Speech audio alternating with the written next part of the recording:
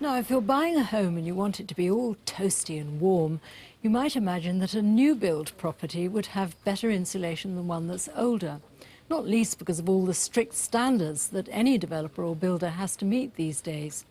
But that's not been the case for a number of people who've got in touch with us. After moving into their brand new homes, they ended up bitterly disappointed, and when they tried to get things put right, they really felt that they were given the cold shoulder. Whether you're a first-time buyer or you've got a growing family, there are all sorts of reasons why choosing a new build home can be a very appealing prospect. Along with all the latest fittings and trimmings, one big plus with a spanking new purpose-built property is very often a higher standard of insulation, which means a new build home is usually far more energy efficient and cosy in the winter months, which was very important to Nita Dasani from Leicester. Hi Julia, come in. Thank you. Nita moved into this new build home in October 2010, along with her 2 teenage sons and her elderly mother. And by the way, I can see from her taste in clothes that we're going to get on.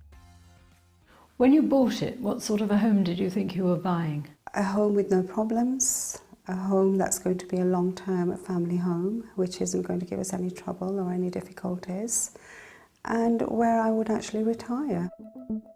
On first inspection, the family was thrilled with their new home.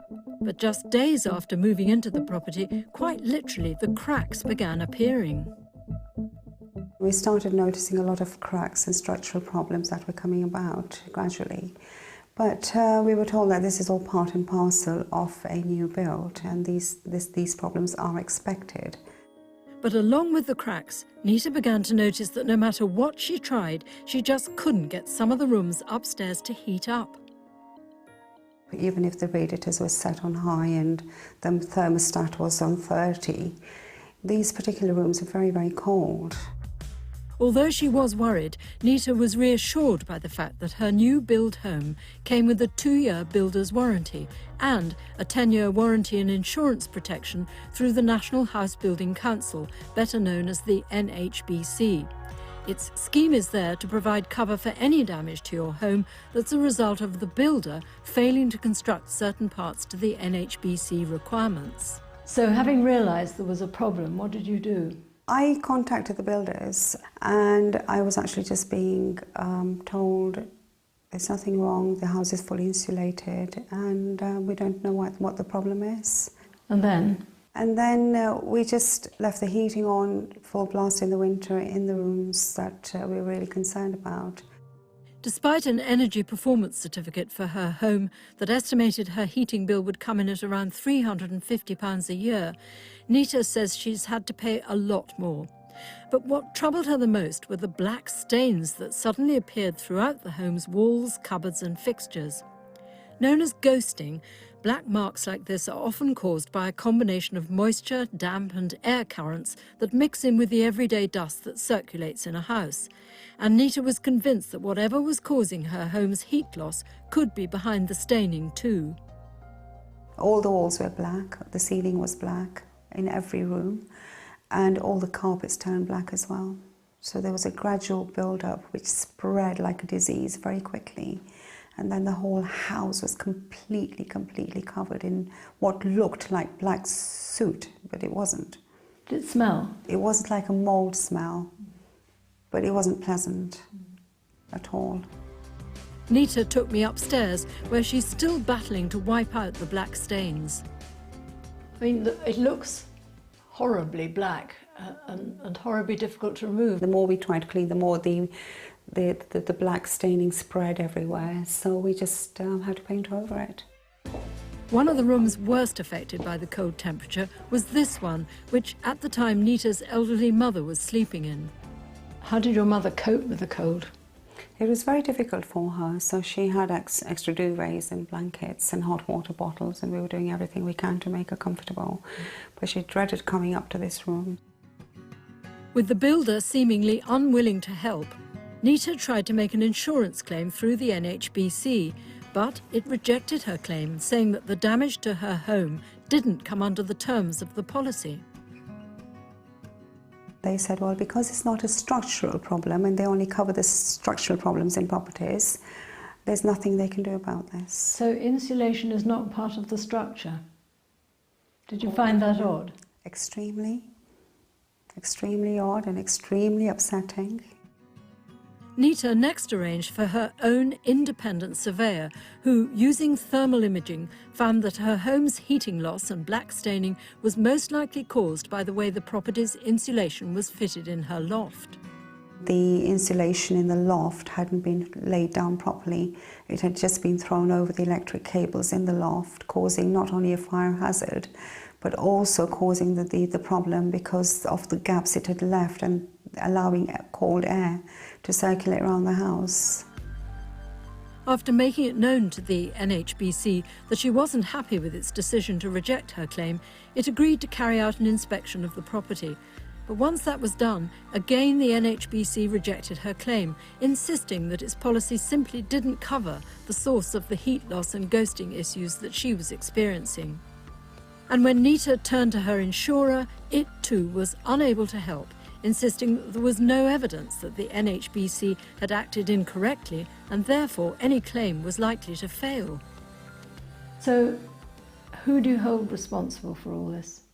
The developer and also the NHBC, because they can't sell a property and say 3 years later that we can't help you with any problems that you have with it. So somebody should have come up with a solution between them when nothing happened. At her own expense, Nita has set about trying to put the house right, refitting the loft's insulation and painting over the black stains. At one point, Nita thought she might be better to cut her losses and sell up, but that idea soon went away after one estate agent told her that her home's recent problems had wiped £70,000 off its value. We've had to spend thousands and thousands of pounds in the last 4 months to make it even presentable. I actually had some estate agents that came out to give me valuations on the property. They did say that this house needs to be just demolished and rebuilt. You're joking. No. When we spoke to the NHBC, it simply confirmed that on both occasions when it assessed Nita's case, it reached the same conclusion that this was not a valid claim under the terms of the policy. As for the building company, it told us it was sorry that Nita and her family are experiencing problems with their home, but that throughout its 5-year warranty, it had fixed any snags whenever it was asked. And while it noted that the NHBC had rejected her claim, it did go on to say that it would be happy to try to help if there is missing insulation. But Nita's not the only owner of a new build property to end up feeling that when temperatures in their homes have turned out lower than expected, there's been cold comfort from either the builder or the NHBC guarantee. In 2016, Rachel Marriott bought her new home here in Norwich. But as the first Christmas came and the bleak midwinter struck, the plunging temperature in her back bedroom became a serious problem, especially when her mother came over to stay. I felt let down. You know, I've bought a new house, you expect it to be of a certain standard. My issue was that I had a room that I couldn't really use as a spare room. I was conscious of my mother being in that room and being cold.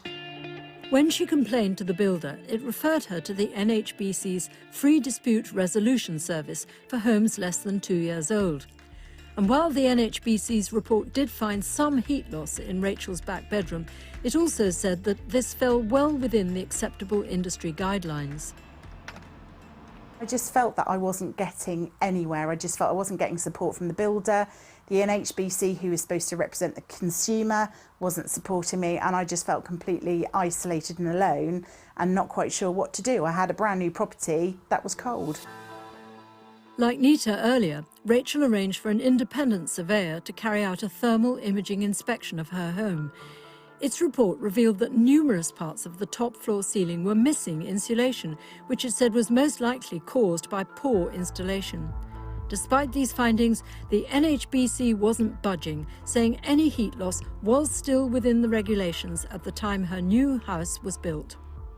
Basically, the response that I got back was, there isn't a problem, it's within tolerance, and that, according to them, was acceptable. I think I've paid a lot of money and haven't got anywhere near what I thought I was buying. On this case, the NHBC confirmed it had sent an inspector to assess whether the problems she was experiencing were down to the builder failing to meet its requirements. It told us that, as a result, it issued a report obliging the builder to take some action, and it went on to say that the builder subsequently agreed to deal with other items not included in the report and is currently arranging dates with Rachel to carry out the repairs. While that's an encouraging development, the insulation in all new build homes is supposed to meet strict industry regulations. And although in Rachel and Nita's cases it's hard to know exactly what went wrong, there are growing concerns within the industry that cost-cutting may have led developers to turn to cheaper methods of insulation. And that's a big worry for Barry Cope from the Air Tightness Testing and Measurement Association. It's his job to inspect the standard of insulation in new buildings. I think in order to increase the level of policing of the industry, we need to fundamentally change the building regulations and the way they operate. There are lots of properties that slip through the net with regards to air tightness testing because you only require a sample to be tested. Therefore, you can have two identical houses, one next door, say number 1 and number 2. Number 1 is tested and achieves its correct result, and therefore number 2 is not tested. Barry believes developers may be able to get away with this because sometimes they may be the ones that get to decide if their own buildings meet the industry criteria for correct insulation. There is a problem that's arisen more recently of national house builders testing their own property for air leakage, which is a serious concern. Not that they would do the test wrong, is that there is a conflict of interest. It's in their interest for the test to pass, and that concerns us as an organisation. Meanwhile, with winter once again on the horizon, both Nita and Rachel remain concerned about what the cold weather will mean for their homes. I feel let down and upset because I've paid a lot of money to the builder for this property, and in order for me to get this property fixed, I think there would be a significant amount of rebuilding work which I cannot afford to pay, and it's also, I don't feel it's my responsibility to have to fix a brand new home.